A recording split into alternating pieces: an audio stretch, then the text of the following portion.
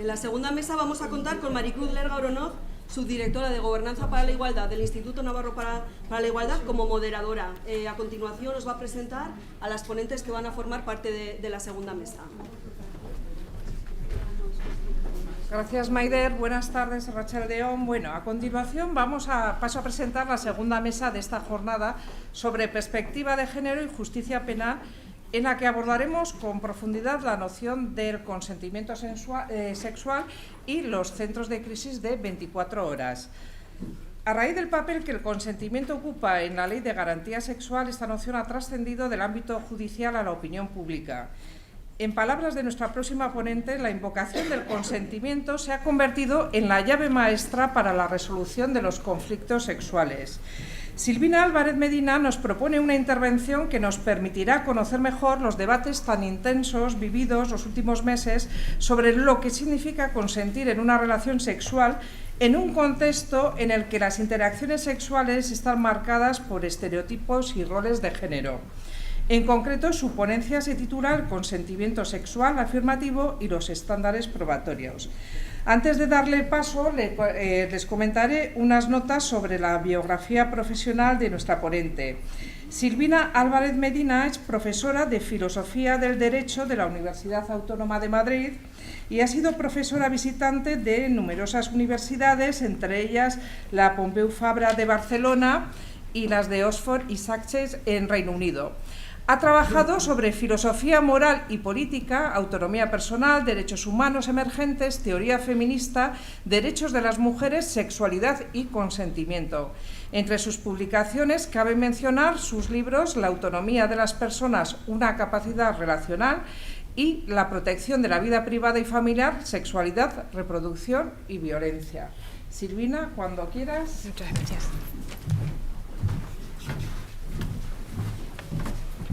Muy bien, a ver si esto está a mi altura o no, o si yo estoy a su altura.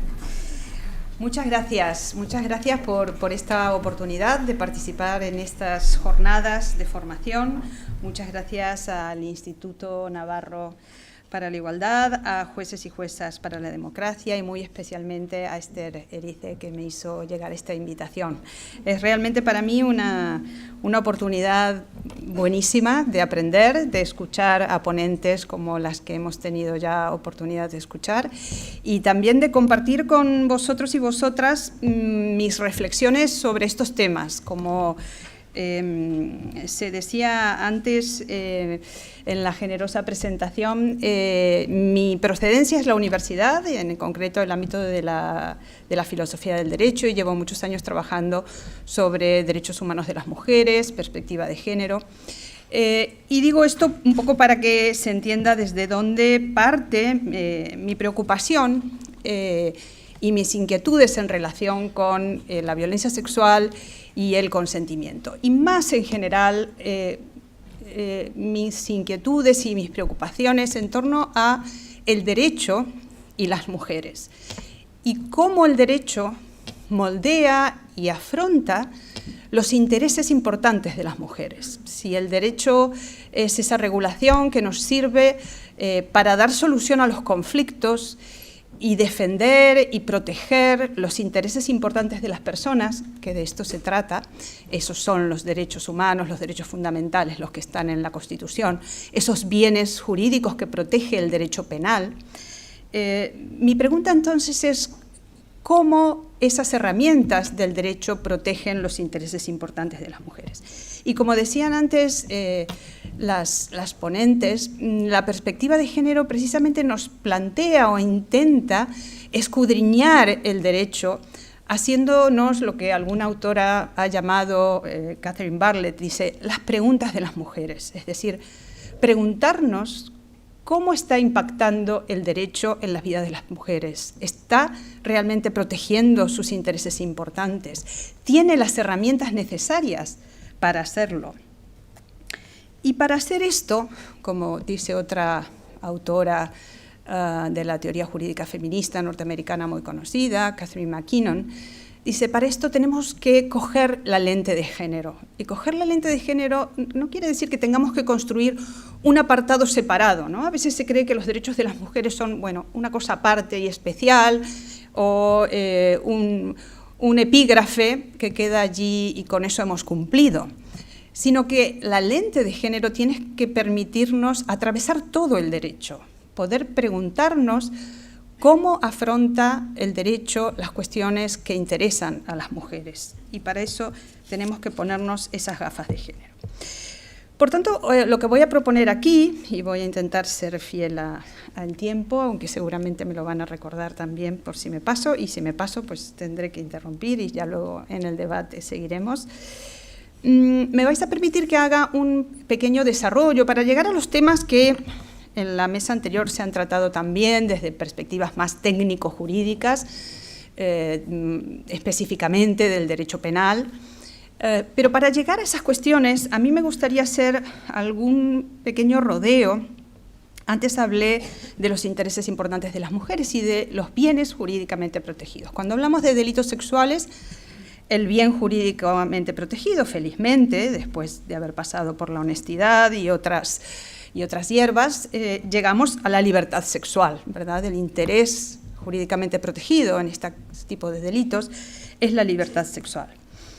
Y sin embargo, el derecho no ha reflexionado mucho sobre qué es la sexualidad libre y sobre todo qué es la sexualidad de las mujeres y cómo es la sexualidad de las mujeres. El derecho penal se acerca a la sexualidad desde una perspectiva negativa, es decir, se acerca a ver cómo es la vulneración de esa libertad. Pero naturalmente, si lo que queremos proteger es la sexualidad libre de las mujeres, primero tenemos que entender de qué se trata ese bien jurídico protegido. Y entonces, si nos desplazamos al derecho constitucional, y es en ese marco que tenemos que analizar esta libertad, la libertad sexual, lo que vemos es esto que yo decía antes, falta de reflexión sobre esto, ¿no? Si uno coge otras libertades, por ejemplo, la libertad de expresión, nos encontramos con bibliotecas enteras que reflexionan sobre la libertad de expresión y más recientemente sobre muy diferentes itinerarios, los delitos de odio, por ejemplo, y se va nutriendo ese conocimiento. Sin embargo, cuando exploramos en la libertad sexual, nos encontramos con que existe muy poco estudiado y desarrollado por el derecho en este sentido. Me pregunto entonces, en primer lugar, ¿qué es la sexualidad de las mujeres? Porque creo que para llegar a herramientas de derecho penal que sean capaces de captar eso que queremos proteger, y ya hemos estado hablando del consentimiento, y claro, decir consentimiento es ya mucho, hemos dado un gran paso, pero no alcanza porque ¿qué es el consentimiento? Podemos estar de acuerdo en una definición genérica, pero cuando bajamos a ver cómo se concreta ese consentimiento, vemos que aparecen distintas ideas, distintas concepciones. Por ejemplo, la concepción del consentimiento en un sentido negativo o en un sentido afirmativo. Propongo, por tanto, hacer un breve recorrido por la noción de sexualidad y la sexualidad femenina y sobre todo la sexualidad heterosexual, porque como bien se decía antes y decía la fiscal Peramato, tenemos perfiles muy claros cuando hablamos de delitos sexuales, sabemos que en torno al 95% de las víctimas son mujeres y el 95-97% de los agresores son varones. Por lo tanto, estamos hablando de unos perfiles que están bien definidos y esto creo que nos tiene que hacer pensar en cómo se configura esa interacción sexual entre varones y mujeres. Y si uno hace una incursión en algunos trabajos de psicología que se adentran en estas cuestiones de la iniciación sexual de varones y mujeres, de adolescentes, de los y las adolescentes, lo primero que llama la atención es que en los estudios, en las encuestas, se revela en primer lugar que los intereses, las preocupaciones de los y las adolescentes son diferentes. Por ejemplo, algunos estudios nos hablan de que las adolescentes, las cuestiones relacionadas con la sexualidad que más les preocupan son las relativas a la posibilidad de quedar embarazada y la posibilidad de las violaciones. Y sin embargo, lo que alguna autora ha llamado el ausente discurso del deseo, es decir, esa idea del deseo sexual y del placer sexual no está en primer lugar, como sí parece estarlo en el caso de los varones. Es decir, parece que las adolescentes anteponen los aspectos de riesgo de la sexualidad a los aspectos de la sexualidad que tienen que ver con el placer. Y buena parte de esto, si uno lo analiza desde la teoría feminista, tiene que ver con la dinámica del poder y cómo se configuran esas relaciones entre los chicos y las chicas, los varones y las mujeres. Estos son factores culturales, factores sociales, de cómo las chicas van centrando su desarrollo sexual, preocupadas por algunas cuestiones más relacionadas, por ejemplo, con ideales de amor romántico, más relacionadas con algunos aspectos que tienen que ver con sus emociones o más centrada en estos aspectos emocionales, mientras que los chicos parecen estar más centrados en su genitalidad, en sus aspectos corporales. Frente a la violencia, por ejemplo, en general las encuestas revelan que tanto los chicos como las chicas han sufrido situaciones de violencia, pero las viven de manera diferente. Sobre todo los chicos, si la violencia proviene de una chica, la experimentan con una sensación de, bueno, ha sido una expresión de interés, y no la experimentan con esa sensación de ataque a su dignidad, con esas intensas emociones que tienen lugar en los casos de violación.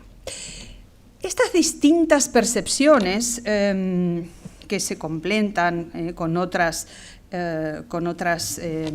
desarrollos en la interacción sexual heterosexual. Los varones siguen teniendo un rol más propositivo, son quienes inician o quienes insisten en ese primer acercamiento, mientras que las chicas tienen más una actitud de respuesta. Los chicos se fijan más o buscan el atractivo físico, mientras las chicas se ocupan más de ofrecer atractivo físico.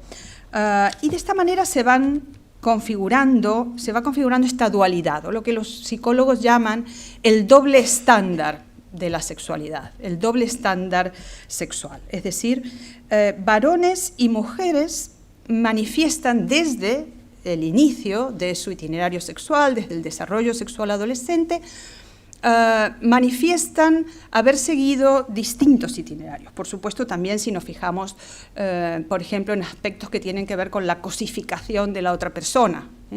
En el sexo, en la medida en que hay esa búsqueda de placer, hay una cierta cosificación del cuerpo de la otra persona, de su genitalidad, etc.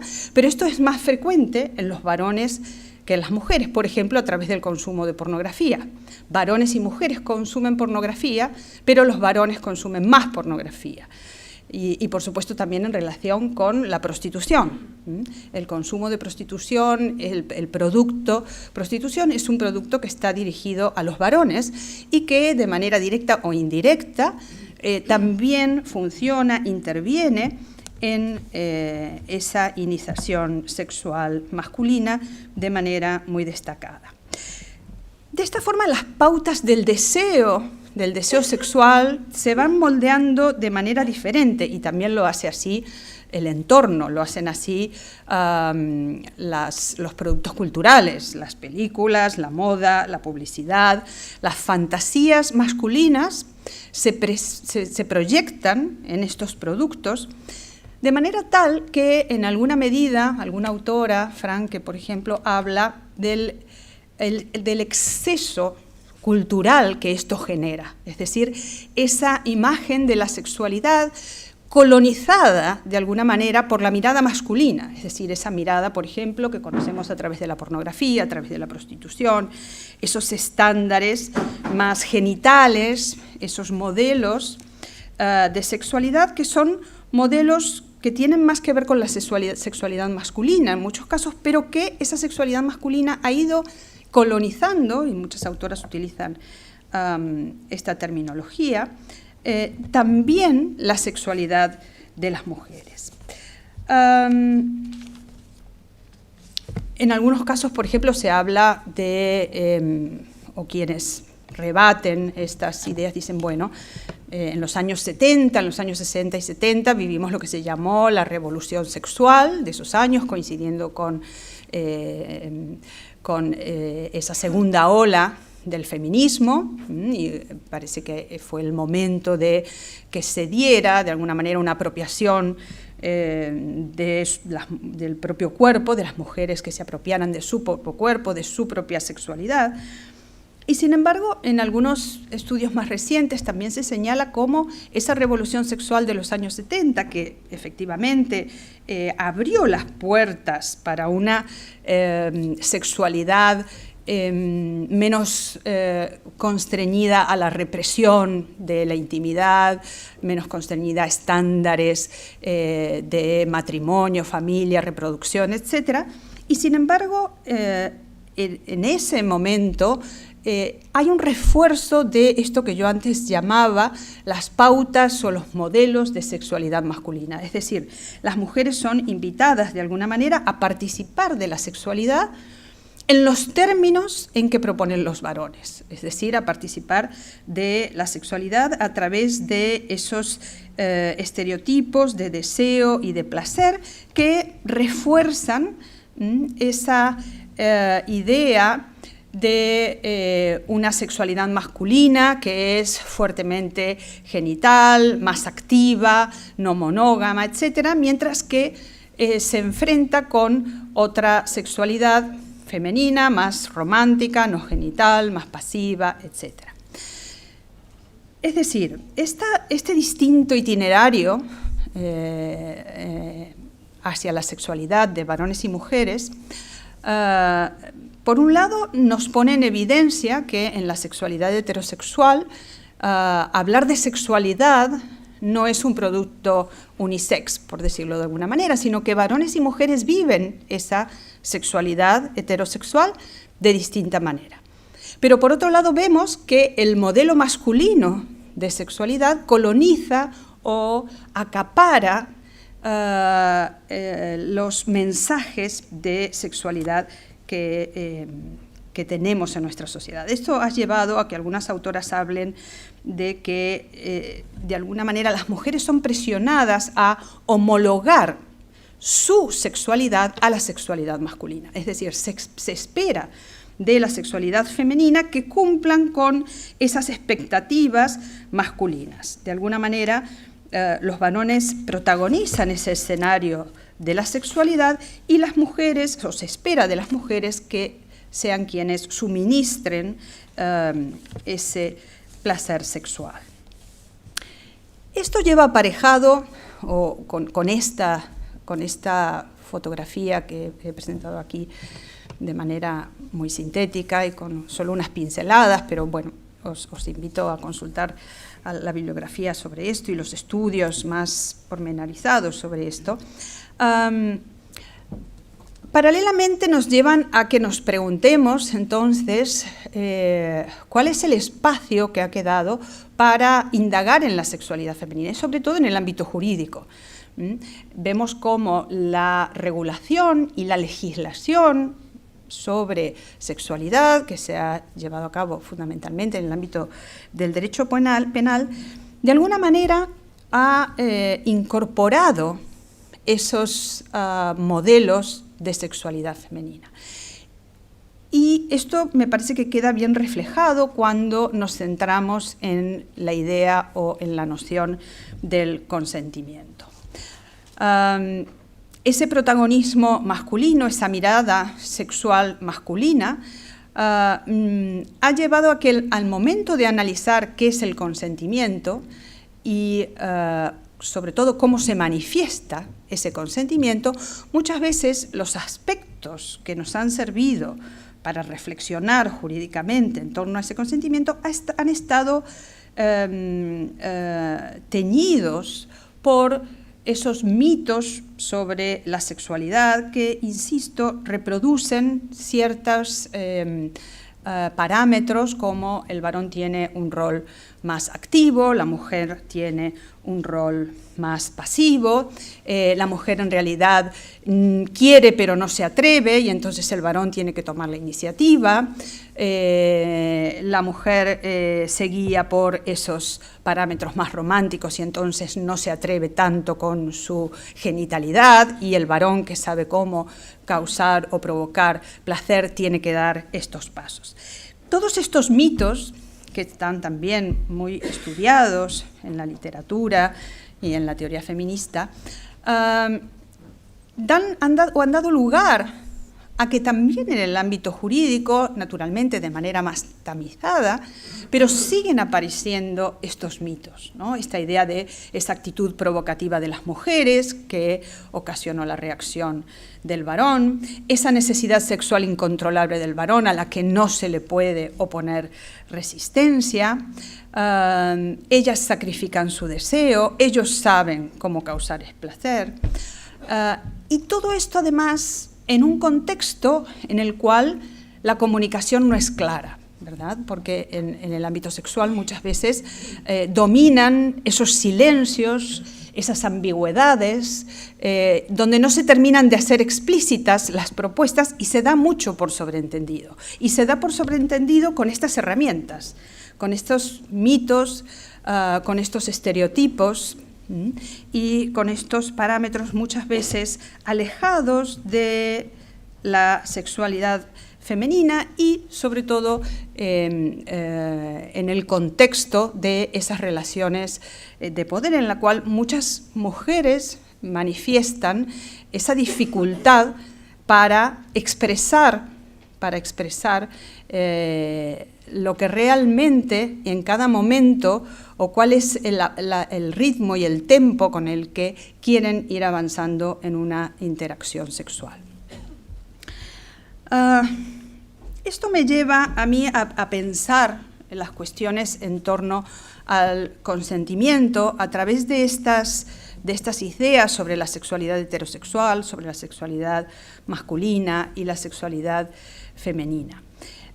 Y lo pienso en términos de dos formas de entender el consentimiento. Por un lado, el consentimiento como un permiso unilateral. Si pensamos ya la idea, la noción de consentimiento, y esto lo ha puesto, por ejemplo, de relieve un autor inglés, John Gardner, entraña la idea de que hay alguien que propone y alguien que responde. Esta es la idea del consentimiento, consentir, es decir, sí o no a una propuesta previa o una propuesta anterior.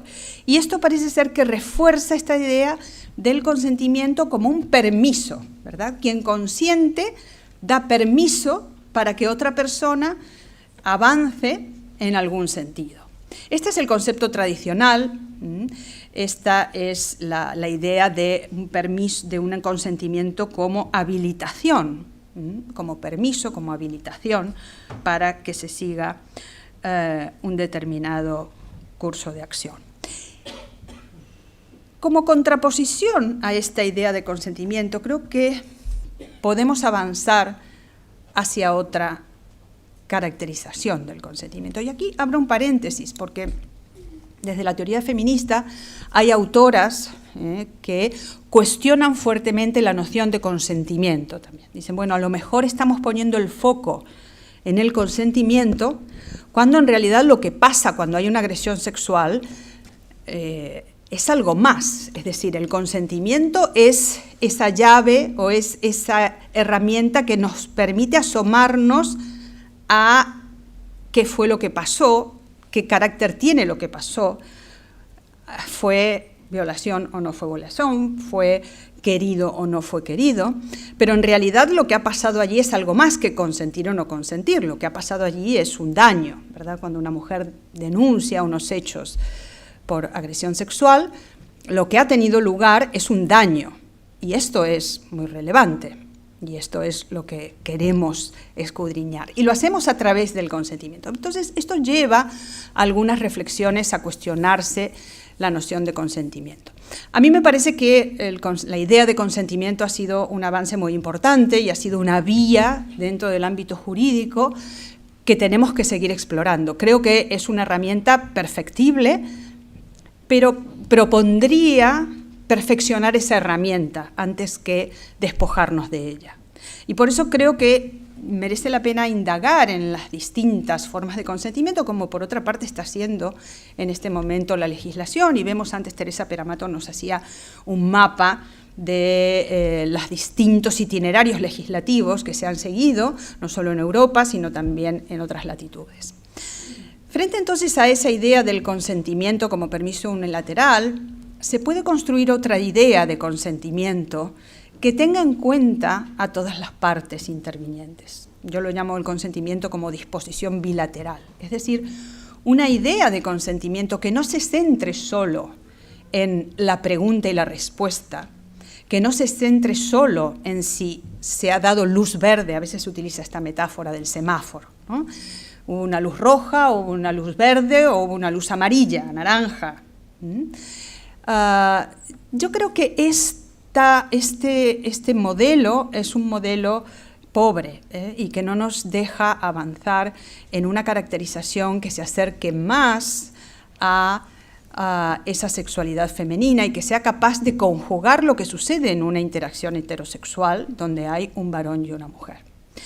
Desde esta perspectiva del consentimiento como disposición bilateral, muchas autoras proponen reforzar la idea de comunicación, y esto está en algunas de estas ideas que mencionaba incluso antes la fiscal Peramato en torno, bueno, a los problemas de negligencia, diligencia, cuando hay error de tipo, el mens rea, esta idea de la mente culpable. No, yo en realidad no tuve en ese momento conciencia de lo que estaba haciendo, porque en todo momento pensé que ella estaba consintiendo, ¿no? ¿Y cómo tienen lugar estos errores tan grandes en algo donde parece que nos jugamos algo muy importante, como es ese valor de la propia dignidad, la propia integridad física, la autonomía corporal, emocional, etc.? Parece que entonces lo que está fallando allí es esta noción de la comunicación, de poder reforzar el conocimiento de hacia dónde va la interacción, precisamente a través con esa comunicación, con eso que alguna autora llama los check-ups en inglés, ¿no? Ese testeo a lo largo de la relación, porque el consentimiento, una relación sexual, es un comportamiento complejo, no es un acto aislado, y por tanto requiere que en cada momento de la relación se produzca esa mutualidad, esa cooperación, esa comunicación que nos lleve a poder estar seguros de hacia dónde estamos avanzando. Y esto no tiene que ver con predicar modelos de sexualidad, de una sexualidad como mejor que otra. Esto no implica caer en un modelo perfeccionista ni paternalista sobre cómo tiene que ser la sexualidad de las personas.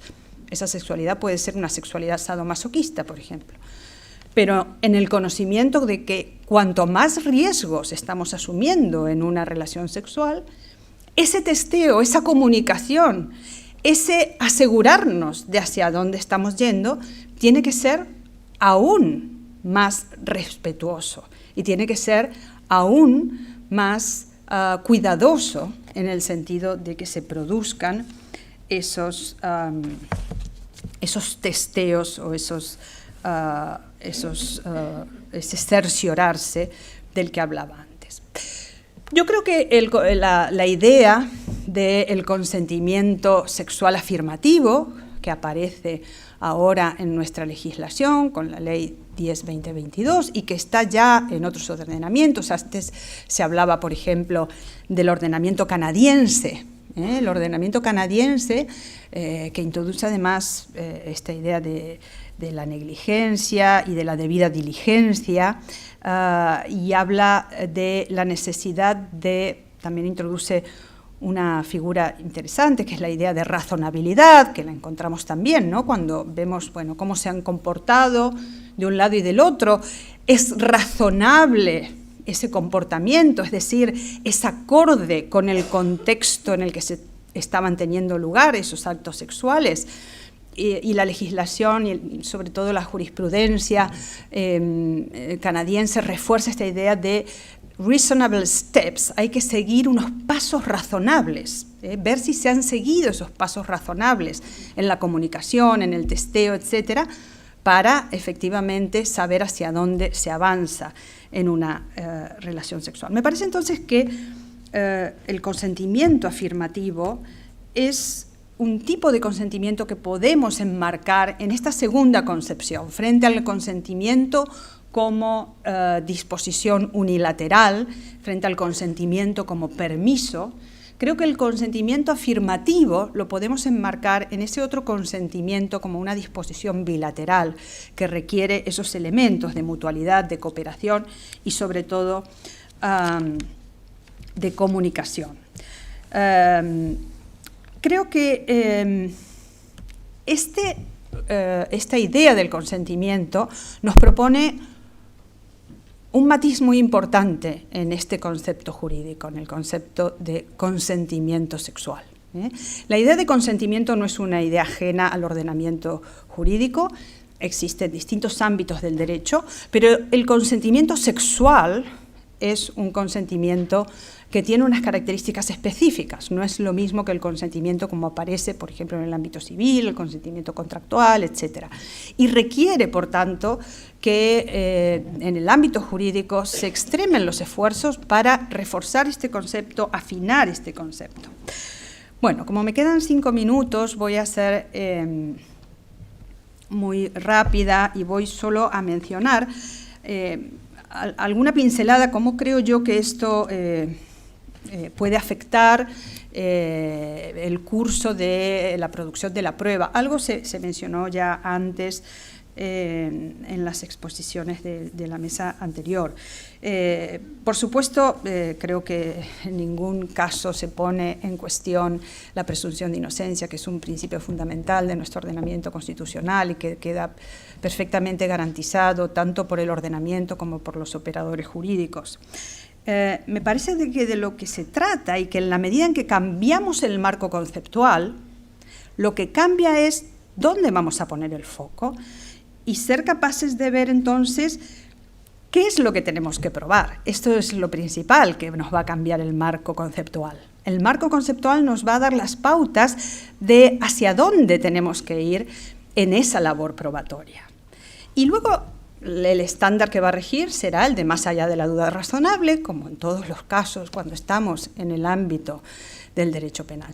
De lo que se trata entonces es, y esto creo que sí puede cambiar y que sí hay que intentar que cambie además, es ver cuál va a ser ese itinerario probatorio, teniendo en cuenta además que estamos en un ámbito de intimidad, de privacidad, donde las cuestiones se vuelven más difíciles de probar, pero esto no quiere decir que no se puedan probar, porque si no estaríamos diciéndole a las víctimas, lo siento mucho, pero no podemos hacer nada, y creo que no debemos, bajo ningún concepto, y el Estado de Derecho no debe, bajo ningún concepto, enviar este mensaje a las mujeres que sufren daños y agresiones de este tipo. Entonces, creo que, como se mencionó antes también, el testimonio de la víctima es una herramienta clave y ahí hay que trabajar más. Creo que hay que trabajar más desde el consentimiento afirmativo y entonces allí también el interrogatorio es muy importante. Creo que también es muy importante cómo se corrobora el testimonio de la víctima. Naturalmente que hay que corroborar la credibilidad, pero también hay que corroborar la no credibilidad, es decir, cuando se dice que un testimonio no es creíble o no cumple con los estándares que se han fijado, que ha fijado el Tribunal Supremo para valorar positivamente ese elemento testifical, habrá que también motivarlo y corroborarlo adecuadamente. Creo que hay que también repensar el contradictorio, que es, por supuesto, un principio muy importante de nuestro sistema procesal, pero hay que revisarlo a la luz de los derechos de las víctimas y en este terreno se ha avanzado mucho y esto no se puede escapar. Y por otro lado, las pruebas periciales, las pruebas de los expertos. Creo que aquí también esto adquiere una especial relevancia, teniendo en cuenta que estamos en un ámbito en el que testigos directos no hay, casi nunca, o muy difícilmente hay testigos directos. Por tanto, hay que trabajar mucho con las pruebas indirectas, hay que trabajar con los expertos, hay que trabajar con equipos interdisciplinares que puedan... hay que trabajar con testigos de referencia, a veces hay mucha reticencia a los testigos de referencia, pero creo que en la medida en que los juristas puedan utilizar también otras disciplinas y otros expertos, se podrán afinar mucho estas ideas. Y ya concluyo. Una cosa que me faltó y que creo que lo mencionó antes la magistrada Ana Ferrer, las máximas de experiencia. Tienen que cambiar las máximas de experiencia, es decir, si las mujeres van a ser tenidas en cuenta en esta escena de interacción heterosexual, las máximas de experiencias no pueden provenir de tener en cuenta solo los modelos de sexualidad masculina. Tendrán que incorporarse también esas experiencias sexuales de las mujeres para, como decía al principio, cambiar la lente con la que estamos mirando estos hechos y hacer que esas máximas de experiencias puedan recoger la experiencia sexual heterosexual completa, por supuesto la de los varones, pero también las de las mujeres, y ver cómo interaccionan.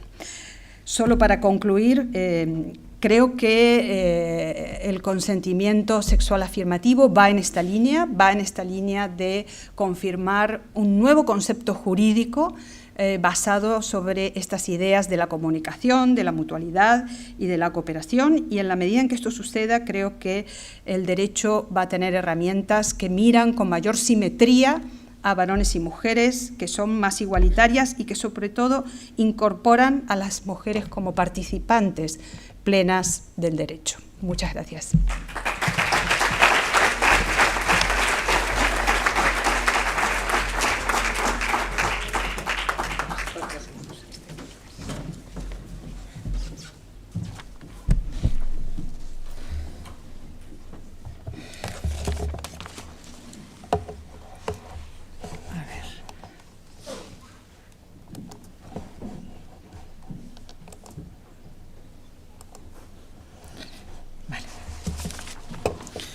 Bueno, muchas gracias, Silvina, francamente interesante. Y comentar que en estos 2 últimos años el INAI, con la colaboración de diversos agentes, estamos trabajando intensamente en la puesta en marcha del Centro de Prevención y Atención a las Violencias Sexuales, proyecto europeo impulsado por el Ministerio de Igualdad. El hito de este proyecto, MRR, es poder abrir las puertas el 1 de enero de 2024 de un centro de estas características en cada provincia. Se trata de un recurso 24/7, o sea, 24 horas, 7 días a la semana, y en la actualidad hay 2 centros de diferente naturaleza, pero bueno, que ya están en marcha y son en Madrid, el centro de Madrid y el centro de Asturias.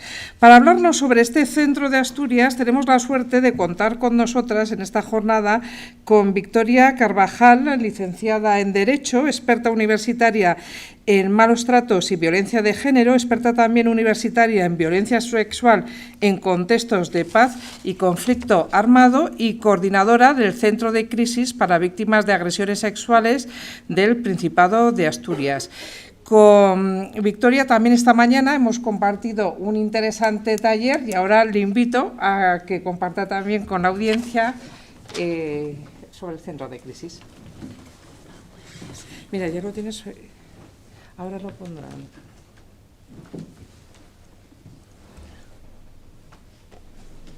Bueno, voy adelantando mientras me ponen el PowerPoint el agradecimiento al Instituto Navarro para... Perdona, Victoria, no es este PowerPoint el que nos aparezca aquí, ¿eh?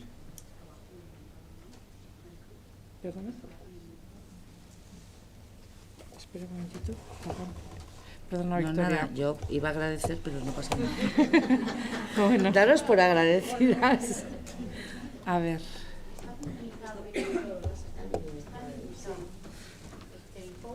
No está minimizado, está en pantalla aquí, ¿eh? Ah, está en pantalla. Sí, se ha estado bien. A ver, que no cunda el pánico, que si no, no utilizo Power, tampoco pasa nada. hemos tocado nada. Sí, porque se ha cerrado el programa.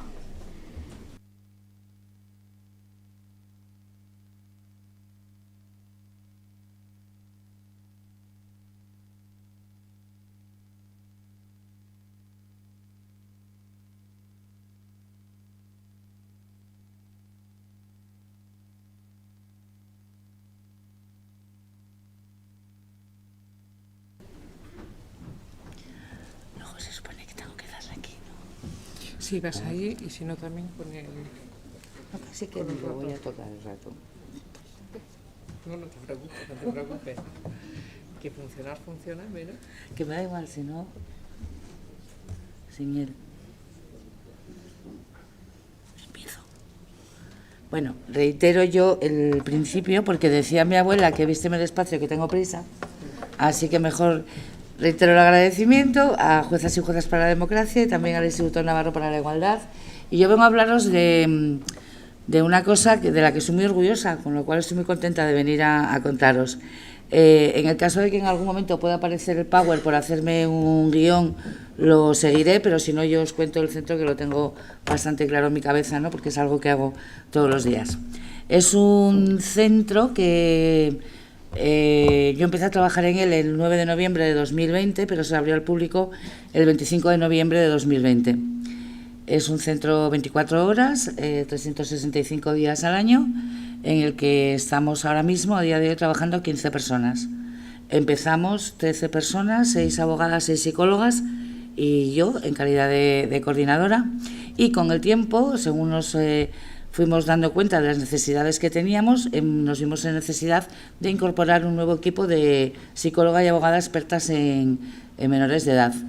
Si luego con posterioridad soy capaz de ver los datos en el Power, os explicaré un poco por qué fue esto, y si no, tengo algunos de ellos en la memoria que os los podría dar igualmente. El centro está situado en el centro, valga la redundancia, de la ciudad de Oviedo, en un edificio patrimonio del Principado de Asturias, y desde ahí el equipo se traslada a cualquier sitio de Asturias donde se produzca una agresión sexual o donde una mujer necesite de nuestro apoyo, porque damos apoyo jurídico y psicológico no solamente a las agresiones recientes, sino a aquellas que hayan podido ocurrir en el pasado. Por tanto, digo que nos trasladamos si la situación es de emergencia, que porque haya acabado de ocurrir la agresión sexual, o porque por una situación de crisis, por cualquier tipo de condicionante externo o interno, una mujer necesite nuestro apoyo por una agresión sexual pasada. Además de, voy a decir mujeres, como decía antes Teresa, aunque suena un poco raro decir mujeres porque más bien son niñas, pero bueno, por concretar, atendemos mujeres a partir de 12 años, sin límite de edad. Atendemos también a familiares o personas allegadas que necesiten este apoyo psicológico. La mayor parte de las veces suelen ser padres o madres de la víctima de agresión sexual, o también, bueno, pueden ser amigas, pueden ser incluso parejas, pero la mayor parte suelen ser madres o padres, que el apoyo que básicamente nos suelen pedir es: ¿cómo ayudo yo a mi hija en esta situación? ¿Cómo hago que les demos una serie de pautas o de ideas para poder ayudar a la superación o la supervivencia del trauma que viven estas mujeres? El centro de crisis pretende ser, yo creo que lo estamos logrando. Una de las razones por las que creo que lo estamos logrando es que, por ejemplo, hoy estoy aquí contándolo, que sea un referente en la atención a las víctimas de agresiones sexuales, ¿no? Y creo que vamos por el buen camino, porque nos llaman de muchísimas partes para contar qué es lo que estamos haciendo, con lo cual algo de referente somos ya. Y también somos algún referente desde el punto de vista judicial, porque yo, cuando empezamos en el centro y empezamos a plantearnos la idea de este apoyo psicológico, cómo lo podíamos hacer y cómo lo podíamos llevar para ayudar justamente a corroborar el testimonio de las víctimas y a ayudar a ser un poco más de prueba en los procedimientos, empezamos a realizar informes. Y en mi mente, con mi plan utopía, yo decía, a lo mejor en un futuro conseguimos que no solamente pidan informe del juzgado nuestras letradas y letrados cuando ejercen la acusación particular, sino que desde la judicatura y desde desde cualquier juzgado de oficio nos puedan pedir los informes en tanto que centro especializado. Y bueno, la verdad es que lo estamos consiguiendo, nos están pidiendo ya informes de oficio, porque nuestros informes, lo mismo que el modelo del centro, son informes hechos desde la victimología, desde la primera persona de la voz de la víctima. Son informes victimocéntricos. Tenemos una supervisión privilegiada de Sonia Bacaro, que supongo que todas conoceréis, aunque solamente sea de oídas. Es una psicóloga forense especializada en victimología y nos ayudó muchísimo, sobre todo al principio, a la hora de supervisar estos informes. Y son unos informes, como digo, que hablan desde el punto de vista de la víctima, independientemente de que hable de sus secuelas y de lo que tenga la víctima, si tiene un estrés postraumático, si tiene cualquier otra cosa, sí es que es en primera persona y lo que ellas han vivido. Porque el apoyo que nosotras realizamos desde el Centro de Crisis es un apoyo psicológico enfocado en el trauma. El modelo, como digo, es un modelo victimocéntrico, lo cual quiere decir que nosotras trabajamos a demanda de las mujeres. En el centro se atiende igual, hayan puesto denuncia, no la hayan puesto, ni siquiera que se les pase por la imaginación llegar a ponerla en algún momento de su vida. Entonces, como digo, trabajamos a demanda de las mujeres. Esto quiere decir que no tenemos un tiempo establecido de apoyo, ni psicológico ni jurídico. Bueno, jurídico, el obvio, cuando se acaba el procedimiento se acabó, independientemente de que nosotras no queramos que se acabe, ¿no? Pero el psicológico, en principio, no tiene una duración determinada y dura tanto como la víctima lo necesite. El centro también, aparte de pretender ser un referente en agresiones sexuales, pretende ser también un eje de transformación social. ¿Qué quiero decir con esto de ser un eje de transformación social? Pues queremos hacer un poco todo lo que se ha estado hablando durante la jornada de hoy, y durante todas las jornadas que se hacen que tengan que ver con perspectiva de género, con feminismo y con violencia sobre la mujer. Que el foco de las agresiones sexuales, de la violencia sexual, se ponga siempre en los agresores y nunca en las víctimas. Que tenemos que tener claro que en cualquier delito el responsable es el delincuente, que parece ser que en otros delitos todo el mundo lo tiene bastante claro, pero en este en concreto nadie lo tiene demasiado. Entonces, ¡aleluya! Entonces, queremos... ¿Estaba yo por aquí? Sí, con la transformación social. Entonces, queremos eso, ¿no? Poder establecer el foco en los agresores y no en las víctimas. Queremos que la sociedad entienda un concepto mucho más amplio de violencia, porque si no, no vamos a conseguir nunca que las mujeres den un paso al frente para pedir ayuda. Si no son capaces de identificar lo que es violencia sexual, si siguen entendiendo que la violencia sexual es solamente aquella que se provoca en un callejón por un desconocido que te pone un cuchillo en el cuello y te penetra, ¿no? Lo que es la violación, de los mitos de estereotipos que hablaba antes también Silvina muy bien. Entonces queremos que ampliar ese concepto de violencia sexual, que se empiece que todo el mundo empiece a entender lo que es ese continuum de la violencia, ¿no?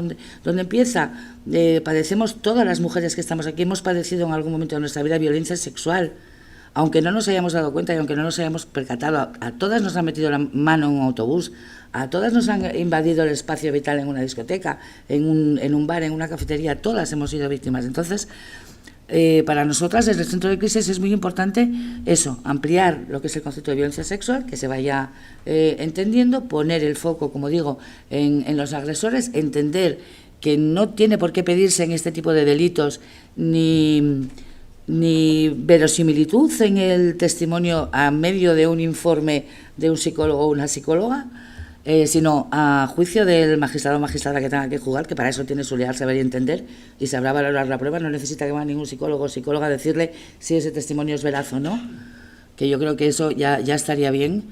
Es el único delito en el que se pedía, menos mal que lo vamos superando, pero de verdad que a mí si me dan un tirón del bolso y voy a comisaría, nadie me pregunta si tengo intereses espurios en decir que me han tirado que me han dado un tirón del bolso, ni me preguntan si es verdad o no, o si tengo que pasar por un psicólogo que me haga 18 test a ver si lo que estoy diciendo es verdad o no. Entonces no tiene mucho sentido que sí me lo hagan cuando acabo de ser víctima de una agresión sexual, que para mí es mucho más desagradable de denunciar que un tirón de un bolso, ¿no? O sea, eso es lo que intentamos conseguir. Esto ya lo dije, queremos evitar la revictimización. No me voy a enrollar porque con el poquísimo tiempo que tengo y el cansancio que tendréis todas y todos ya, esto es como para irnos rápido. Que además por aquí alguien me debe un vino y un pincho, así que hay que irse. El centro de crisis, como os decía, está ubicado en el centro de Oviedo y desde ahí nos desplazamos. Tenemos un convenio con un servicio de taxi en el que las profesionales se desplazan allí donde nos necesiten. Esto es un poco por establecer cuál es la pirámide, cómo estamos constituidas dentro de lo que es la Administración del Principado, ¿no? Porque para mí es muy importante dejar claro que nosotras dependemos de la Dirección General de Igualdad y del Instituto Nacional de la Mujer. Nosotras no dependemos de servicios sociales ni tenemos vocación de ser un servicio asistencial. No, nosotras somos políticas de igualdad. Entendemos que la violencia sexual forma parte de las políticas no la violencia sexual, sino la prevención y la lucha contra la violencia sexual forma parte de las políticas de igualdad. Bueno, esto es un poco como fue seleccionado el equipo de trabajadoras que trabajamos en el centro, que somos todas funcionarias. Se nos contrató a través de una bolsa que se hizo desde Función Pública. Se nos pedían una serie de requisitos como eran formación, experiencia en violencia de género y concretamente en violencia sexual, etcétera. Esto, lo de la supervisión, es un poco lo que os comentaba antes de Sonia Bacaro, y tenemos también una supervisión, digamos, clínica, a cargo de una psicóloga muy conocida ahí en Asturias, que es la que supervisa, o bien cuando las psicólogas del centro tienen algún caso un poco complicado que necesita una supervisión un poco externa, y también para prevenir el trauma vicario, que como sabéis es aquel trauma que padecen las profesionales que llevan durante muchas horas escuchando este tipo de relatos que escuchamos a diario en el centro de crisis, ¿no? Esto es un poco, lo ponía en grande y en una sola diapositiva porque me parece fundamental saber cuál es nuestro modelo y saber que nosotras trabajamos a demanda de la víctima. Nosotras no somos quienes le decimos a la víctima lo que tiene que hacer, cómo y cuándo, sino que es ella la que nos dice qué es lo que necesita en cada momento determinado y durante cuánto tiempo. Esto creo que es un principio bastante claro de la victimología, ¿no? Que es la víctima la que mejor sabe qué es lo que necesita, cómo y cuándo. En cuanto a las características, bueno, algunas de ellas son casi obvias, ¿no? La confidencialidad y la intimidad, la accesibilidad, el seguimiento, la interdisciplinaridad, la coordinación con otros servicios, que es importantísima. Sin ella nosotras no podríamos hacer absolutamente nada solas, aisladas en el centro de crisis, y la participación de las mujeres que reciben el apoyo en la evaluación. Bueno, esto es un poco, que aquí os sirve de más bien poco, porque esto es más que nada enfocado en Asturias, para que puedan acceder vía telefónica, vía SMS, por correo electrónico. Tenemos un teléfono también para profesionales, para no ocupar el de 24 horas cuando tenemos que hablar con uno o una profesional. El funcionamiento es este. Nosotras hacemos les decía esta mañana, porque me preguntaban cuando hacíamos una selección de las personas que cumplían los requisitos para ser atendidas en el centro y las que no, pero nosotras jamás dejamos a una mujer sola, a una víctima sola. Nosotras el primer apoyo de emergencia lo hacemos siempre. A nosotras nos llaman de una comisaría, de una fiesta de Prado, de donde sea, y nos dicen hay una víctima de agresión, y nosotras vamos y hacemos ese primer apoyo. Y una vez que hacemos ese primer apoyo, pues ya decidimos si cumple los requisitos para acceder al resto de cosas que hacemos en el centro de crisis o no. Y en el caso de no hacerlo, insisto en que no dejamos a nadie, o sea, no decimos aquí no es Mari Carmen, hasta luego, y le colgamos. Hacemos una derivación, o bien la mandamos a otro servicio, otra institución del Principado que pueda llevar ese asunto, o bien asociaciones que tengan que sean gratuitas, que tengan subvenciones del Principado, siempre al sitio donde nosotras consideramos que es el ideal para realizar el apoyo. Pretendemos atender a todas las mujeres, por tanto tenemos un servicio de interpretación y traducción a cargo de ACCEM. Tenemos también un servicio de apoyo a mujeres con discapacidad que nos lo facilitan estas asociaciones que veis ahí, con las que tenemos convenio, y tenemos asistencia letrada especializada. Esto me parecía también importante comentarlo porque si bien lo contempla la Ley 1022, y yo creo que dentro de nada estarán a punto todos los colegios de las abogacías de toda España de preparar un turno especial. Como nosotras empezamos en noviembre de 2020, no lo había y de momento a día de hoy tampoco todavía lo hay. Pero nosotras queríamos que las mujeres que acuden al centro de crisis tuvieran una asistencia letrada especializada por profesionales que como mínimo tuvieran una formación en igualdad, en perspectiva de género y en violencia sexual. Entonces, lo que hicimos fue realizar un convenio con los colegios de la Abogacía de Gijón y de Abogados de Oviedo. Les dimos un curso dirigido por la Dirección General de Igualdad, quiero decir, el curso lo organizó la Dirección General de Igualdad, puso las ponentes, puso los contenidos, hicieron un curso de 130 horas y a partir de ahí la gente que hizo el curso y que se quiso prestar voluntario o voluntaria, pues está en nuestro listado para acceder al ejercicio de la acusación particular de las mujeres víctimas de agresiones sexuales que vienen al centro de crisis. Lo mismo con los colegios de Procuraduría. Aquí era un poco un esquema de cómo nos llegan las mujeres víctimas de agresiones sexuales al centro y nos llegan pues a través del 016, del 112, de asociaciones especializadas que nos las derivan, de los servicios de salud, de los centros asesores de la mujer, de juzgados. El otro día, no hace mucho, nos llamó la fiscal una de las fiscalas de menores de allí del Principado que dijo: tengo una chica aquí que estaba allí por otro asunto, dice, y de repente ha hecho un desvelamiento de un abuso sexual, os la mando al centro porque se había quedado impresionada con su declaración. Entonces, bueno, las derivaciones llegan de todas partes, de las fuerzas y cuerpos de seguridad y también del Instituto de Medicina Legal. Las primeras acciones que hicimos fueron reuniones de coordinación con los servicios implicados. Empezamos a hacer protocolos. De verdad que soy la chica de los protocolos, me pasó la vida. Tenemos protocolos para todo, o sea, para llamadas de teléfono, para el SMS, para una guía jurídica para las psicólogas, una guía psicológica para las abogadas, bueno, protocolos para todo, porque están continuamente surgiendo situaciones que hacen que los protocolos estén vivos y los estamos modificando continuamente. Ya para que os voy a contar, con la entrada en vigor de la Ley 821, la 1022, ahora la reforma del 423, bueno, así estamos todo el día. Tenemos un proyecto marco, que ese sí es un poco el que nos guía y el que queda un poco más fijo, digamos, pero luego cada protocolo interno que tenemos es, ya os digo, para cualquier cosa que se os ocurra lo tenemos. Que nos interese a nosotras especialmente, porque es buenísimo para la coordinación, los que menciono aquí. El protocolo que tenemos con el SESPA, que es el Servicio de Salud del Principado de Asturias, que para nosotras es fundamental, porque si no contamos con los médicos y las médicas, pues poco podemos hacer, ¿no? Comentaba antes que nosotras cuando mandamos yo cuando mando a la psicóloga a hacer un acompañamiento al hospital, antes llamamos al hospital y decimos: oye, somos el centro de crisis, va a ir una mujer víctima de una agresión sexual con la psicóloga, para que vayan preparando y le tengan preparado un box y esté la cosa, pues bueno, con una intimidad, que es lo que pedimos que se hagan estos casos, vayan avisando a la forense o al forense y no haya tantas esperas. Aún así, y a pesar de todo, sigue habiendo personas dentro del servicio de salud que todavía no saben quiénes somos.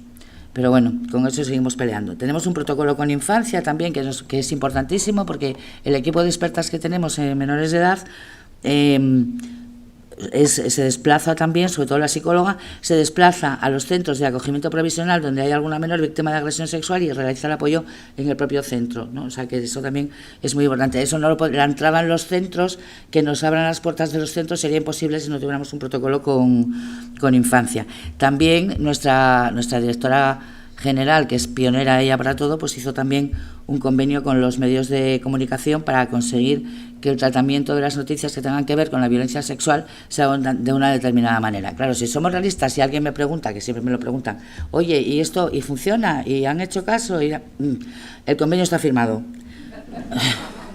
¿Qué más os puedo decir? A veces funciona y a veces no. Pero bueno, desde mi punto de vista, el hecho de haberlo reunido y que lo hayan firmado ya es un paso adelante, ¿no? También tenemos un protocolo creo que también lo tenéis aquí, supongo lo tendrán en todas partes, un protocolo en espacios de ocio nocturno, de lucha contra la violencia en espacios de ocio nocturno, que básicamente lo que les decimos es, por favor, que llamen al centro de crisis. O sea, si pasa cualquier cosa aquí durante las siestas o en el bar por la noche, al centro de crisis. También hicimos un protocolo cuando pasó este verano todo el rollo aquel de los pinchazos. Y resumiendo mucho, porque ya me deben de quedar hasta los 5 minutos, ¿veis? Ya lo estaba yo calculando. Entonces, os dejo los datos simplemente. que yo ya sé que soy un poco aventurada, porque claro, hablo de Asturias, que es muy pequeñito, a lo mejor esto lo cuento en Madrid o en Barcelona y me dicen, hija mía, qué ilusa eres. Pero de verdad os digo que yo, siendo Asturias lo que es, los datos me parecen, ¿hace falta el centro? No. Es imprescindible un centro de crisis. Lo digo por si a alguien le queda alguna duda. Es imprescindible, por los datos que os voy a dar ahora y sobre todo porque hay datos que sin centro de crisis no los habría. ¿Vale? Llevamos atendidas 641 personas que cumplan los requisitos que tenemos en el centro de crisis para ser atendidas por nosotras, 386 de ellas, 305 adultas y 81 menores, que a mí es el dato que me trae loca, 81 menores de edad hemos atendido hasta ahora. Y luego las conclusiones que sacamos, porque siempre los mitos y los estereotipos, que tienes toda la razón, Silvina, siempre lo mejor, si se pueden contrarrestar con datos, mucho mejor que con otra cosa, ¿no? Entonces, tienes toda la razón y nosotras con datos podemos decir que el 80% de las mujeres, lo digo por lo que se comenta por ahí a veces, el 80% de las mujeres agredidas son españolas. Esto os hablo, lógicamente, de los datos de nuestro centro de crisis, no se puede extrapolar a otra población ni a nivel nacional. Hablo del centro de crisis en Asturias. El 80% de las mujeres agredidas son españolas y de las mujeres que vienen al centro de crisis a pedir ayuda, a dar ese primer paso, formularon denuncia el 75%. Esto quiere decir que algo estaremos haciendo bien. Las mujeres, sí es verdad que a veces no denuncian por miedo o por vergüenza, pero os puedo asegurar que por mi experiencia la razón más habitual por la que no denuncian es por el miedo a no ser creídas. Cuando llegan a un sitio en el que no son juzgadas, se las cree, se las apoya y sobre todo se las acompaña, tanto a dependencias policiales como hospitalarias, como judiciales, que ven que no están solas, las mujeres denuncian y este dato lo viene a confirmar. Hemos elaborado un total de 69 informes, de los cuales el 65% son periciales. Los victimarios, el 88% eran conocidos de la víctima, con lo cual ya veis el margen que queda para el agresor desconocido. La media de edad de los agresores que tenemos identificados es de 37 años y el 71% de los agresores identificados eran españoles. Bueno, y esto ya es. Este es el cartelito de nuestro centro de crisis, que este lo suelo dejar siempre, pero bueno, a vosotras os hace poco servicio porque es de Asturias, ¿no? Yo creo que no me he excedido en el tiempo y aquí estoy para las preguntas que me queráis hacer. Muchísimas gracias.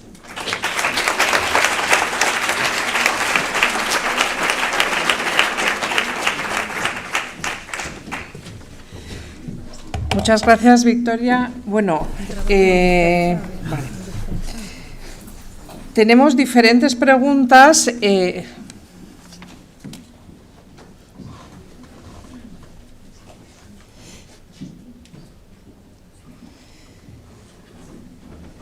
Como las preguntas hay que responderlas aquí y las vamos a... No sé si hay más preguntas o no.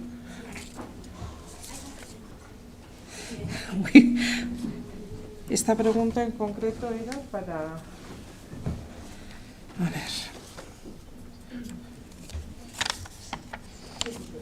Bueno, Ana, puedes ir subiendo, por favor, porque hay varias preguntas. Revisión no firme, puede... Hay una pregunta que no entiendo la letra, a ver si la entiendes tú, por favor.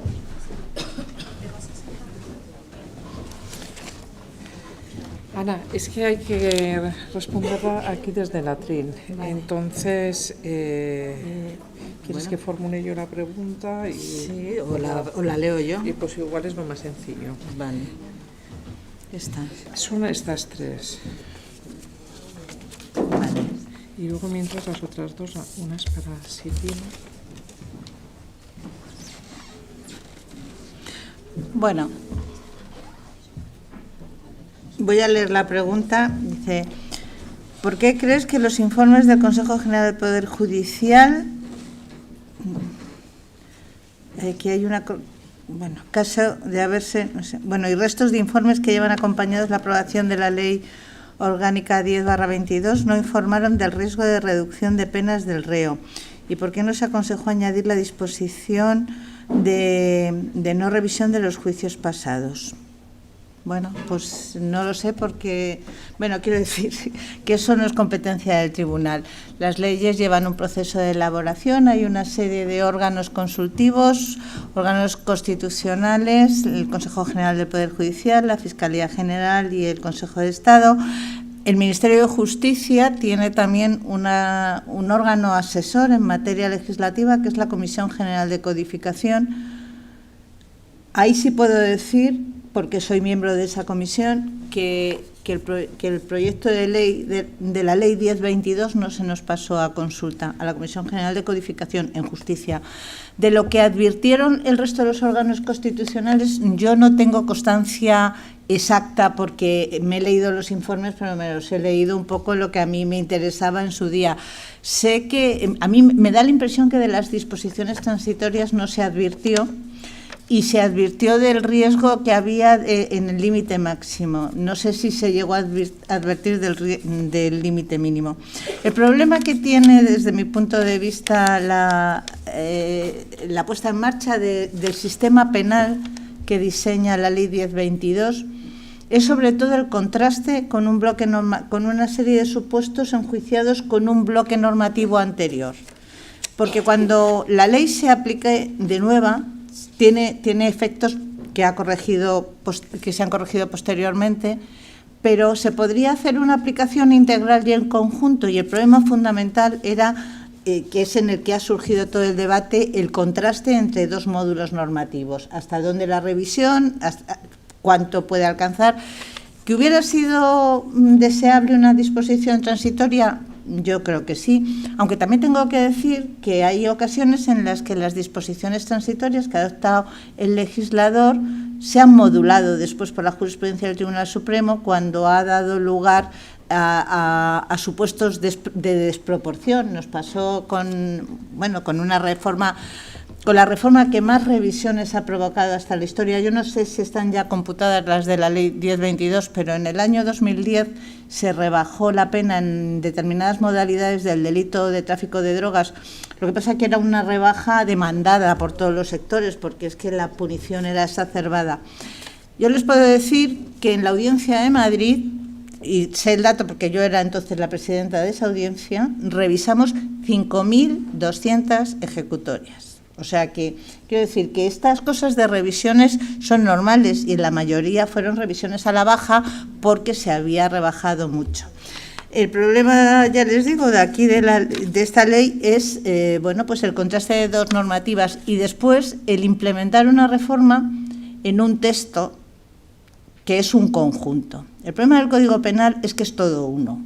Y los delitos contra la libertad sexual no se pueden desvincular de la parte general del Código Penal, que dice que si el delito está en tentativa hay que bajar un grado y hay que bajar del límite mínimo. Quiero decir, entran en juego una serie de factores que operan sobre una legislación, aunque no estén especialmente previstas en la ley que la incorpora. De todas maneras, yo estoy segura que en cuanto la ley empiece a rodar y se empiece a aplicar a supuestos nuevos, pues la cosa se irá normalizando y iremos fijando doctrina, si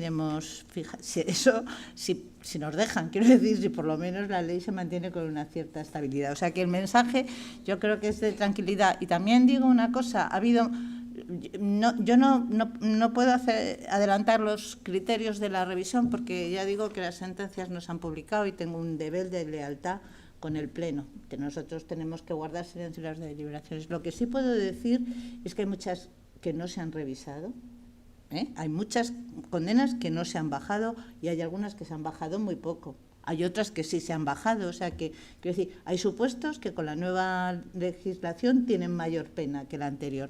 O sea que quiero decir, el tema es muy poliédrico y seguro que cuando empecemos a aplicarla con normalidad y a supuestos directamente ocurridos ya bajo su vigencia, pues la cuestión se va clarificando.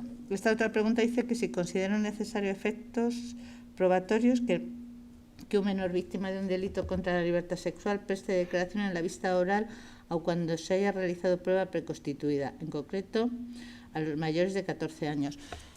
Bueno, vamos a ver, aquí hemos tenido que ir evolucionando en lo que han sido los cánones de la prueba válida para desvirtuar la presunción de inocencia. Tradicionalmente, los supuestos de prueba preconstituida hemos interpretado que debían reducirse al máximo y entonces residenciarse en casos excepcionales. Es verdad que la experiencia nos ha ido demostrando lo que afecta victimológicamente a una víctima de violencia sexual, el tener que reproducir su discurso varias veces y en concreto tenerlo que hacer en el acto del juicio oral. Aparte de toda la teoría que nos han enseñado los especialistas en la psicología del testimonio, que demuestran o empíricamente que lo que tiene más valor es la primera declaración y que a partir de ella, cada vez que se interrogan, sobre todo cuando son menores, se van incorporando aportaciones.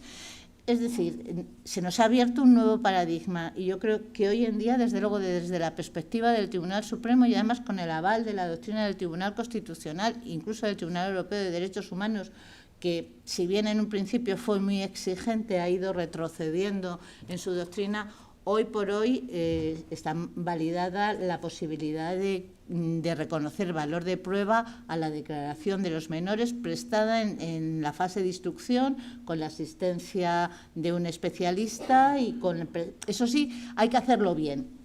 Las cosas, lo que hay que es enseñar y cada uno aplicarse el cuento y hacer bien las cosas. Cuando declara un menor tiene que ser como prueba preconstituida, tiene que estar delante del acusado sin ser visto, sin que el menor lo vea, el letrado del acusado, el Ministerio Fiscal, una persona especialista que pueda atender a este niño o niña y reconducir el testimonio.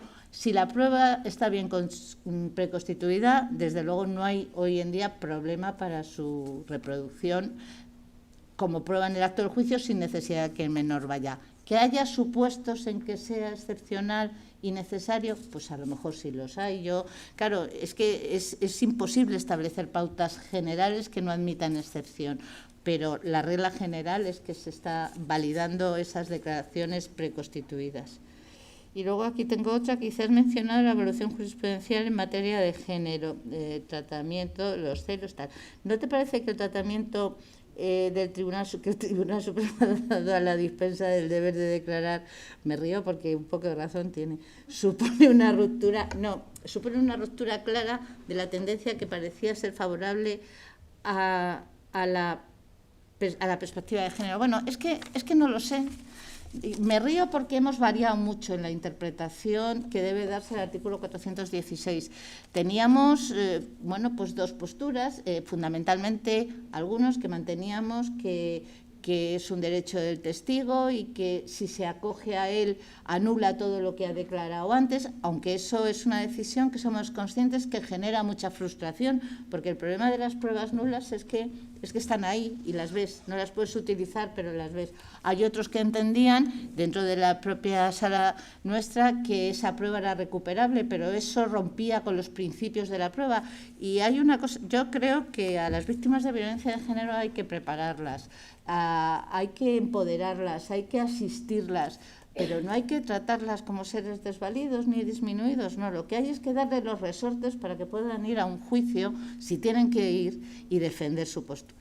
El problema de la interpretación que hemos hecho del 416 es que no teníamos un soporte al que acogernos. A nosotros, hasta la Ley 8/2021, que ya estableció un nuevo catálogo de presupuestos del artículo 416, que ya no deja lugar a dudas cuando es el testigo es el representante legal de un menor, aunque no sea representante legal si el menor es víctima y es un delito grave, si ha habido denuncias, si es acusación particular. Ahora ya nuestra interpretación, que eran más o menos los parámetros que habíamos fijado, ya está mucho más acotada, es que ahora lo dice la ley.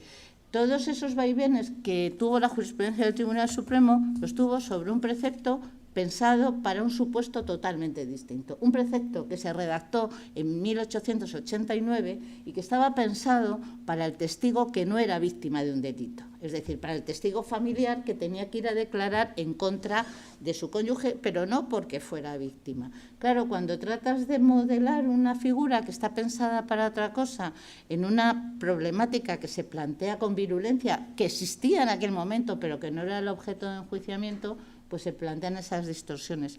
En cualquier caso, yo ya he dicho que lo importante es recabar otras pruebas distintas del testimonio de la víctima, porque sea por la vía del 416, sea por la que sea, la víctima siempre es un testigo que es vulnerable y hay que intentar buscar pruebas por otro lado.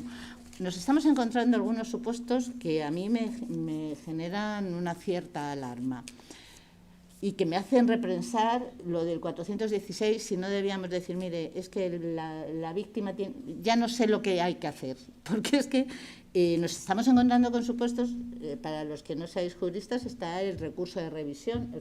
El recurso de revisión es esa posibilidad que permite dejar sin efecto una sentencia firme porque ha habido un error en la condena. Entonces dice, bueno, ha habido un error en la condena, por ejemplo, y uno de los supuestos de error en la condena es porque se haya declarado que se haya condenado con base en un testimonio que se ha declarado falso, que después se ha declarado falso y se ha condenado al testigo por delito de falso testimonio.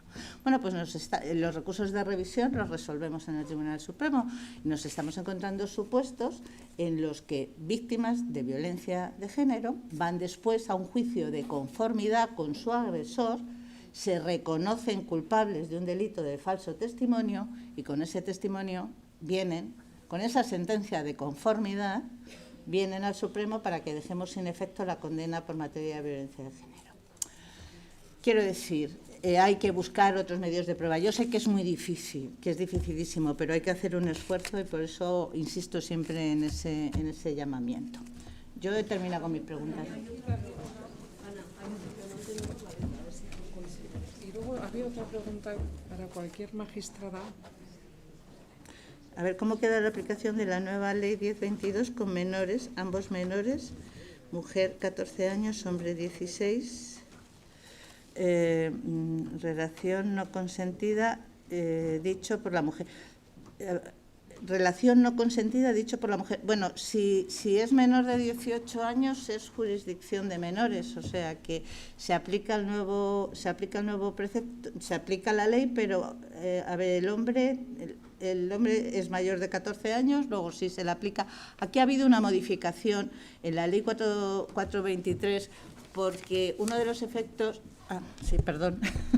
uno de los efectos que tuvo la ley 1022 es que agravaba muchísimo la sanción para los actos de los delitos de agresión sexual para menores.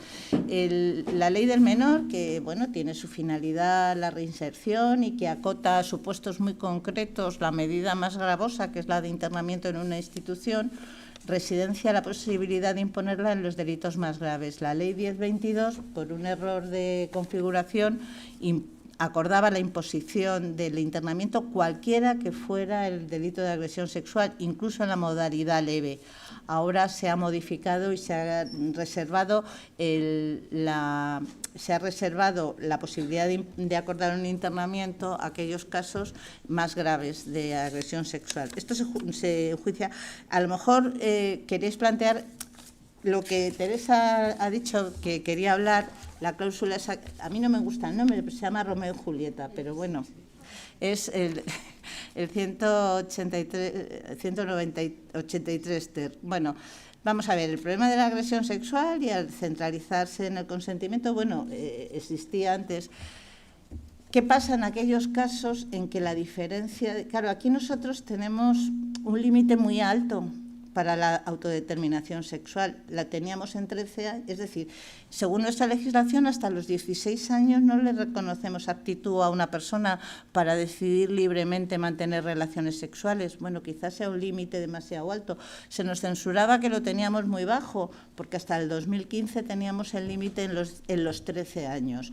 Pasamos de estar en la franja baja de los países de nuestro entorno a ponernos en cabeza, poniendo el límite en 16 años. Claro, aquí nos encontramos con la posibilidad de penalizar las relaciones sexuales entre jóvenes. Claro, pues a lo mejor una niña una niña de 15 o 16 años, bueno, de 15 años y un varón de 18, bueno, pues no hay una diferencia que permita decir que ese consentimiento no es libremente prestado. Y cuando se trata de menores, cualquier relación sexual con un menor de 16 años es delictiva, nos pongamos como nos pongamos. Entonces se ha introducido esto que se llama la cláusula Romeo y Julieta, que siempre que se trate de un consentimiento libremente prestado, en el sentido de que no concurre ninguno de esos métodos que sugiere el legislador, como en todo caso reveladores de ausencia de consentimiento libre, es decir, el abuso de superioridad, de necesidad, de vulnerabilidad, la violencia o la intimidación, siempre que no se den esos casos y que concurran dos presupuestos, que haya una cercanía en la edad y en la evolución madurativa, se exime de pena, queda exento de responsabilidad. El objetivo es fundamentalmente, pues no, lo que decía, no penalizar las relaciones sexuales entre jóvenes. Y ahora me queda que...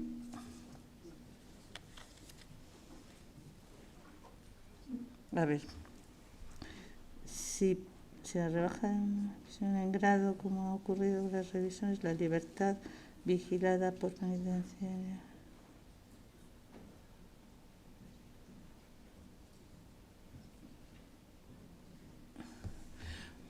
Bueno, aquí lo que hemos dicho, aquí más o menos me viene a preguntar, entiendo yo, que si al rebajar la pena se tiene que rebajar también la medida de libertad vigilada. La medida de libertad vigilada, si es proporcional y se ve afectada, sí, si no, no. Lo que hemos dicho, y esto sí lo puedo adelantar porque además lo habíamos dicho más veces, es que la aplicación de la nueva norma tiene que ser en su conjunto. Lo que no podemos coger es parte sí y parte no. Con esto quiero decir que el artículo 194 bis, a partir de la Ley 8/2021, a las penas de libertad vigilada, de privación de la patria potestad y todo eso, incorpora una inhabilitación nueva, que es la imposibilidad de realizar cualquier tipo de trabajo que permita incluso eventualmente mantener contactos con menores. Esa inhabilitación, que parece que no afecta para nada, pues si la persona es joven le puede frustrar hasta el punto de que no puede ir a un gimnasio, desde luego que se olvide de dar clases, en fin, tiene un efecto gravoso. Y lo que hemos dicho es que esa penalidad también tiene que valorarse a la hora de hacer el cómputo, porque lo que aplicamos son legislaciones enteras, no parte de una y parte de otra. Bueno, yo ya he terminado con mis preguntas. Gracias. Y ahora, Silvina, ¿te animas? Bueno, a ver, tengo una pregunta, la leo rápidamente. Dice, mi pregunta es si, dado el acceso que tienen nuestros jóvenes a gran cantidad de información sexual, que quizás hace más visible el aspecto más íntimo de la sexualidad de las mujeres, si se está detectando ya no una inversión de la tendencia, sino una tendencia hacia el equilibrio, en tanto en cuanto las mujeres jóvenes son cada vez más activas en la proposición sexual, superando los clásicos clichés de que las mujeres son fundamentalmente reactivas. Bueno, muchas gracias por la pregunta, porque me da la oportunidad de hacer alguna aclaración, ¿no? Yo las afirmaciones que traía aquí, como dije, a través de mis lecturas de estudios de psicología, que se basan en encuestas, estudios, es decir, en números fundamentalmente. Esto no quiere decir que todas las mujeres tengan esos comportamientos, ¿no? Pero sí que son tendencias. Entonces, yo creo que para responder a esta pregunta, yo diría dos cosas. Bueno, naturalmente estamos en un entorno en el cual nos hemos acercado mucho hacia espacios en los cuales las mujeres tienen cuotas de autonomía muy importantes, ¿verdad? Incluso más allá de la igualdad formal en términos jurídicos, constitucionales, legales, etcétera, las mujeres tienen cuotas de autonomía personal muy importantes, capacidad de decisión, capacidad de acción, etcétera. No obstante lo cual, las herramientas de la teoría feminista, como hablar de relaciones de poder, de dominio, hablar de patriarcado, sigue teniendo sentido, ¿verdad? Claro, no es lo mismo en la sociedad española que en Afganistán, naturalmente, ¿no? Las cuotas de desigualdad, asimetrías, dominación, imposición, etcétera, de sociedades tan fuertemente coercitivas para las mujeres, como puede ser, pongo el caso de Afganistán para verlo de manera clara, ¿no? Es diferente a lo que sucede en nuestras sociedades. Sin embargo, tenemos un pasado, una realidad de antes de ayer, en la cual la situación era de mucha menos autonomía para las mujeres, y esto, claro, no se borra, ¿no? Ahora estamos hablando de delitos contra la libertad sexual, pero hasta el año 89 eran delitos contra la honestidad, y esto es que ha pasado muy poquito tiempo. Entonces, ¿cuánto tiempo necesita una sociedad, un sistema jurídico, unos operadores jurídicos, una comunidad jurídica para cambiar esto? Bueno, lleva tiempo, ¿no? Entonces, yo creo que estas tendencias todavía están vigentes. Y por otro lado hay otro aspecto, y es que a lo que yo apuntaba también es a que la sexualidad femenina es diferente a la sexualidad masculina, ¿no? Entonces allí, en el ámbito de la teoría feminista jurídica, se señalan muchas veces dos formas de acercarnos a cómo debería actuar el derecho, ¿no? Dos parámetros. Uno es el de la asimilación, y es lo que tuvimos en los primeros momentos de buscar la igualdad, en el cual a las mujeres se le dan los mismos derechos que a los varones, es decir, se asimila a las mujeres a lo que ya tienen los varones.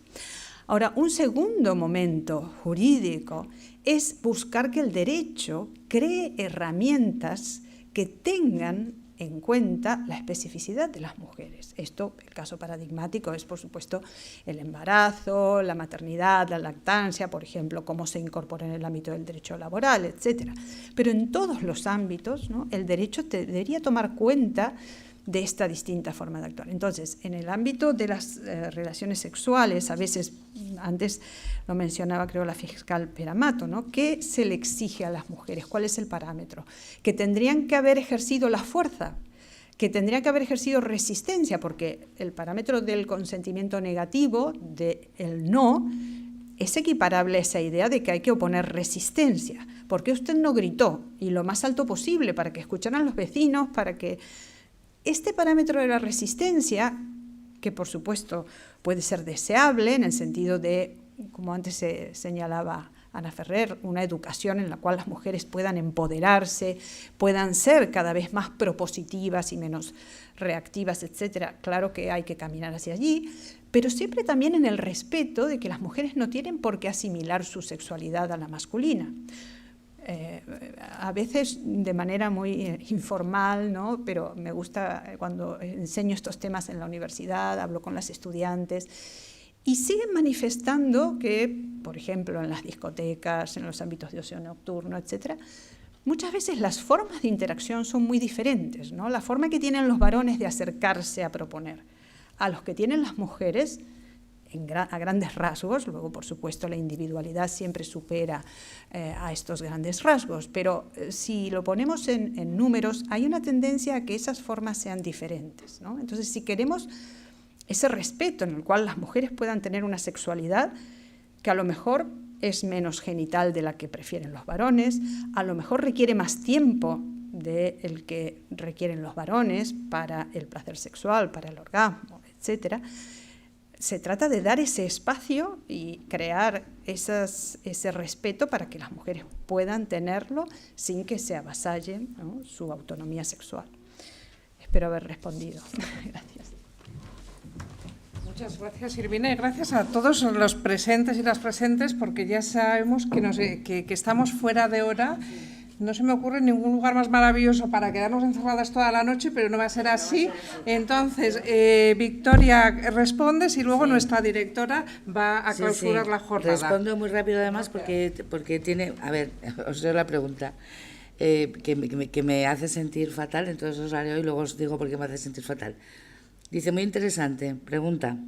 En las comunidades y o provincias que ya disponen de abogado o abogada especializado o especializada 24 horas y psicólogo o psicóloga especializado o especializada 24 horas y equipo de psicólogos o psicólogas especialistas que realizan tratamiento psicológico individualizado con y sin denuncia a víctimas de delitos contra la libertad sexual, tanto recientes como no recientes, ¿hace falta? Gracias. Yo de verdad siento haber hablado la última, tener solo media hora para poder explicar lo que es el centro de crisis, y siento que haya dado la sensación que lo que hacemos en el centro de crisis es esto. Os puedo asegurar que no. Entonces, categóricamente sí, hace falta. Porque no estoy hablando de un abogado o abogada especializada que esté 24 horas, que excuso decir que eso está en todos los turnos, no solamente en el de violencia sexual, o un psicólogo o psicóloga especializada 24 horas, ni siquiera un equipo que haga un apoyo psicológico individualizado. En los centros de crisis se hace mucho más. Primero, es un equipo interdisciplinar. Nosotras, para cuando llega la víctima, hacemos una entrevista conjunta abogado-psicóloga, abogada-psicóloga, en la que se valora, a partir de ahí tienen una reunión conmigo, valoramos si cumplen los requisitos, en fin. Siento de verdad muchísimo que con el tiempo que he tenido no haya podido transmitir lo que de verdad hacemos en el centro de crisis, pero por lo que pueda servir para Navarra, categóricamente sí, hace falta. Gracias.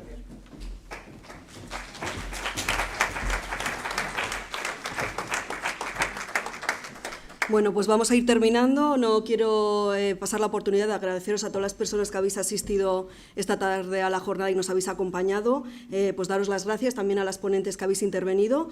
Y ya para terminar voy a dar paso a Eva Istúriz, directora gerente del Instituto Navarro para la Igualdad, va a proceder a la clausura de la jornada. Cuando quieras, Eva.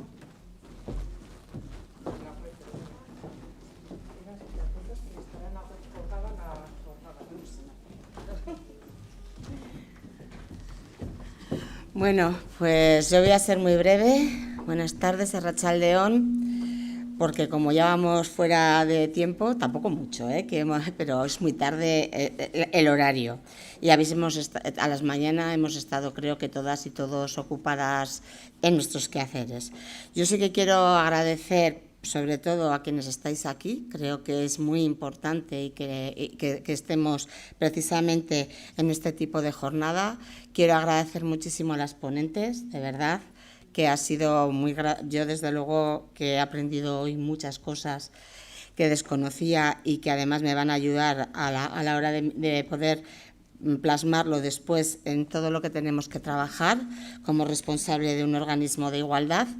También quiero agradecer muchísimo a jueces y juezas por la democracia, porque es que, vamos, ha sido un lujo poder trabajar de esta manera, cuando se juntan personas y instituciones que tienen un compromiso claro contra la violencia hacia las mujeres, surgen jornadas como esta. Muchísimas gracias. Y desde luego al equipo del Instituto Navarro para la Igualdad, que también, a toda la sección de violencia, que también ha permitido que podamos estar hoy aquí. Sí que me gustaría, antes de terminar, decir también que las jornadas van a estar colgadas para que podamos, porque creo que han sido cosas muy interesantes que cuando las reposas y cuando las vuelves a escuchar sigues, ¿no?, aprendiendo.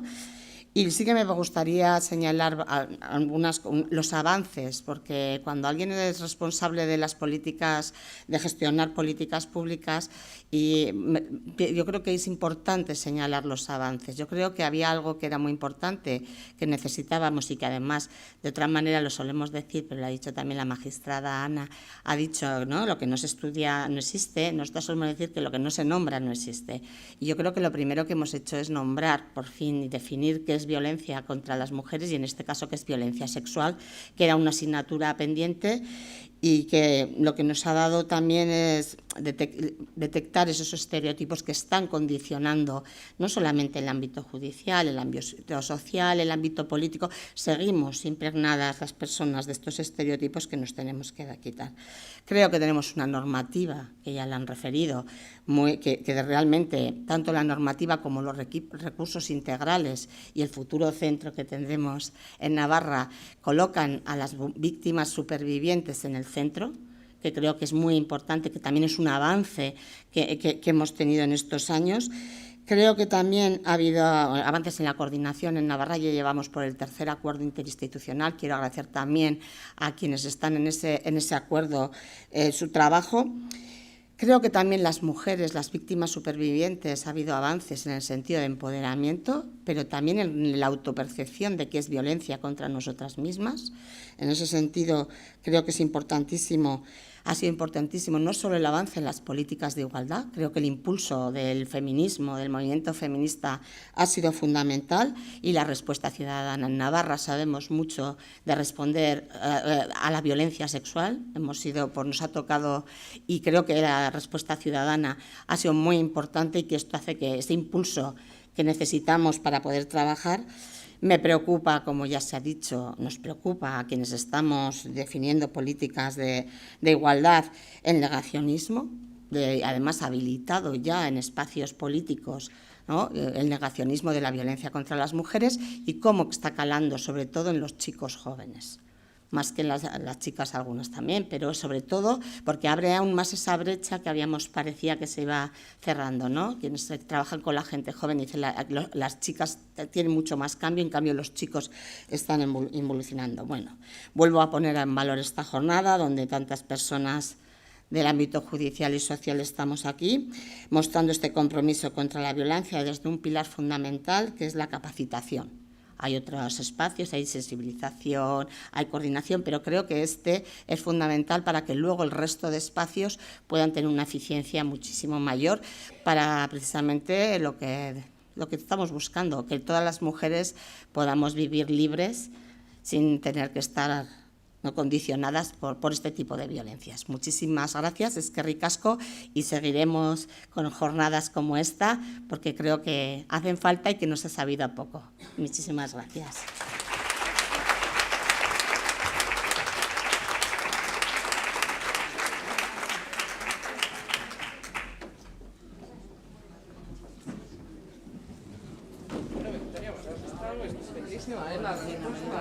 La respuesta.